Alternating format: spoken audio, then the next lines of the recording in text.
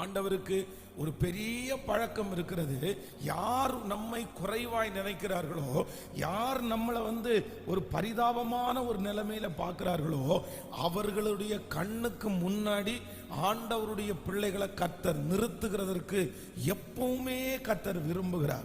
வேதம் சொல்லுகிறது, தாவீதை அவனோடு இருந்த ஜனங்கள் அற்பமாய் நினைத்தார்கள். அதற்காக நன்றி. உங்கள் வேலை ஸ்தலத்திலே ஒரு மேன்மையை கர்த்தர் வைத்திருக்கிறார். ஜனங்களுக்கு முன்பாக கர்த்தர் ஒரு மேன்மையை வைத்திருக்கிறார். வெட்கப்பட்டு போன அந்த தெருவிலே கர்த்தர் ஒரு மேன்மையை வைத்திருக்கிறார். சகல இஸ்ரவேலருக்கு முன்பாகவும் கர்த்தர் அவனை மேன்மைப்படுத்தினார். ஆமென். உங்களை குறித்தும் இந்த மாதம் ஒரு சாட்சியை சொல்லுவார்கள்.